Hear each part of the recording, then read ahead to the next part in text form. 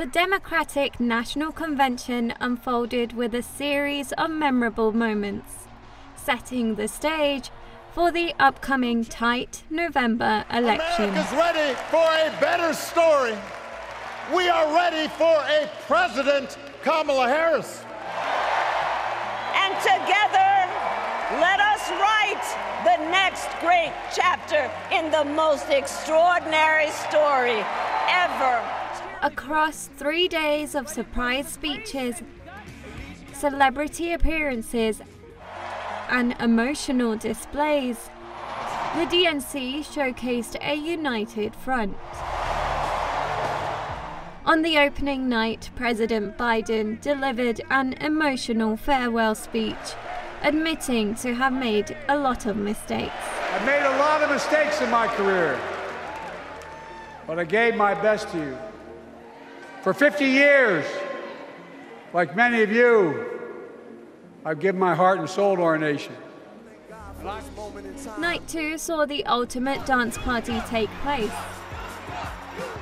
with Atlanta native Lil Jon pumping up the crowd with his classic "Turn Down for What?" DNC, turn out for what? Turn out for what? Former U.S. Secretary of State Hillary Clinton strongly backed Kamala Harris's vision for America and also referenced Donald Trump's felony convictions, leading the crowd to chant "Lock him up."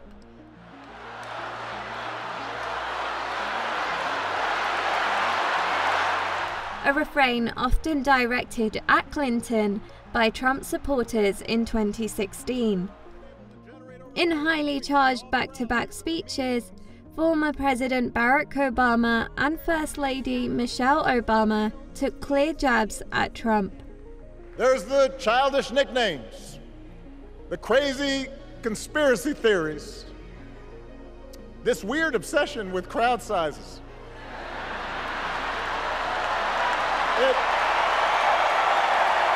I want to know, who's going to tell him that the job he's currently seeking might just be one of those black jobs?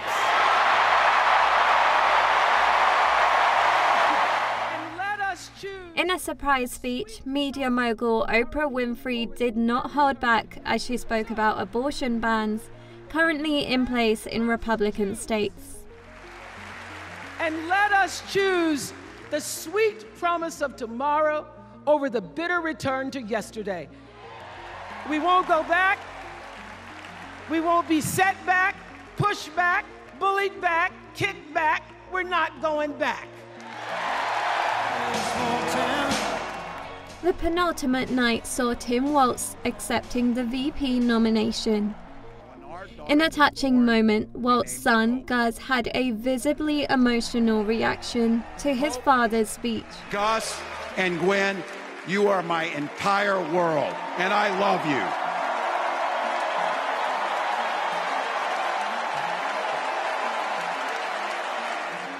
Throughout the convention, there were large pro-Palestine gatherings outside the arena calling for a ceasefire in Gaza and an end to the U.S. support of Israel.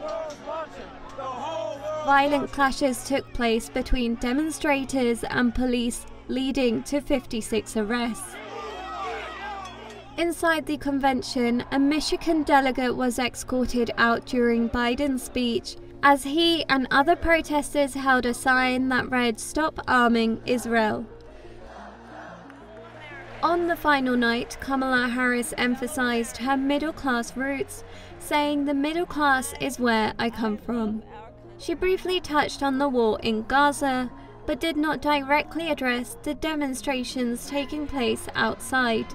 I will always stand up for Israel's right to defend itself, and I will always ensure Israel has the ability to defend itself, because the people of Israel must never again face the horror that a terrorist organization called Hamas caused on October 7. She also warned that Donald Trump, though an unserious person, poses a serious threat.